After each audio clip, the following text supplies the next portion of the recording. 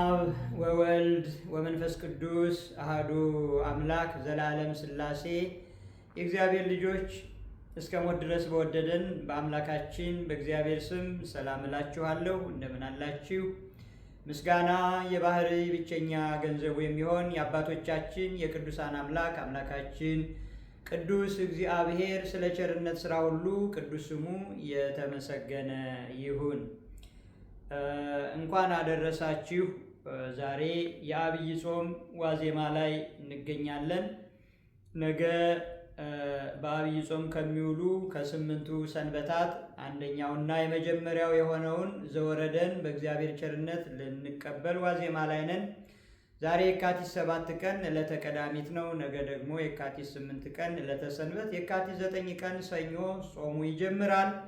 ይህንን ታላቅ ጾም ጾሙ እንደሚገባው ለጾሙ እንደሚገባ ሆነን ጾመን ዋጋ እንድናገኝ ቸሩ መድኃኔዓለም ይፍቀድልን።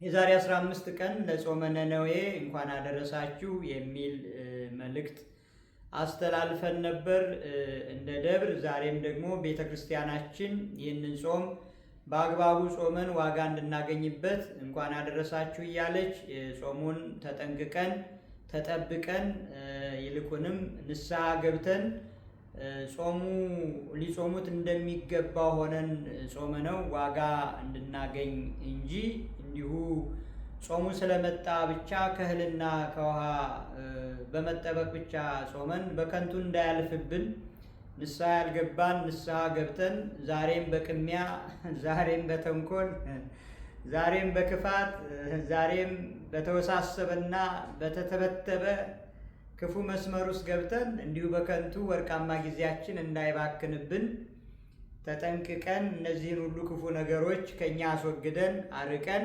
የቀማን መልሰን የበደልን ክሰን ያሳዘንንም እንዲሁ ለማስደሰት ሞክረን የተጣላን ታርቀን በእውነቱ ብንጾመው ዋጋ እናገኛለን። ያ ካልሆነ ከንቱ ድካም ይሆንብናል። ቸሩ መድኃኔዓለም ከከንቱ ድካም ይጠብቀን።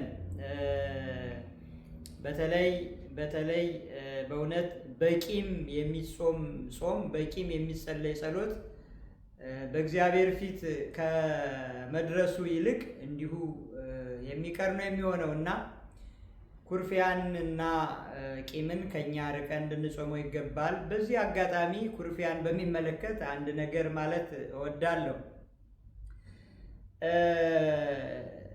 አንዳንድ ሰዎችም ይጠይቃሉ። ለምሳሌ በደል ወይም ቂም ወይም ኩርፊያ ወይም ጥል በሶስት መንገድ ይመጣል። አንዳንድ ጊዜ ምዕመናን ምን ብለው ይጠይቃሉ?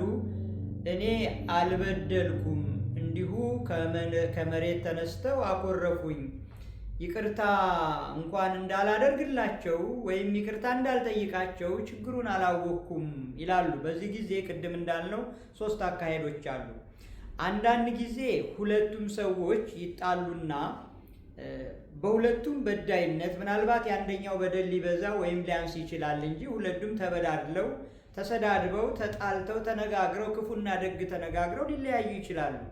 በዚህ ጊዜ በእውነት ክርስቲያን የሆነ ሰው ያው ክርስቲያን ስንል መቼም አንደኛው የስም ነው፣ ሁለተኛው የእውነት ክርስቲያን ለመሆን ለሚጥር ሰው ቢበደልም እንኳን በድሎማ ከሆነ እንዴታ ሄዶ ይቅርታ ጠይቆ ከተበደለም ግድ የለም ወንድሜን እህቴን አስቀይሜ ከምጾመው ወይም ደግሞ የተበደልኩ እኔ በሆንም ጌታ እኔም በደለኛውን ከቻለኝ ብሎ ይቅርታ ቢጠይቅ ጥሩ ነው።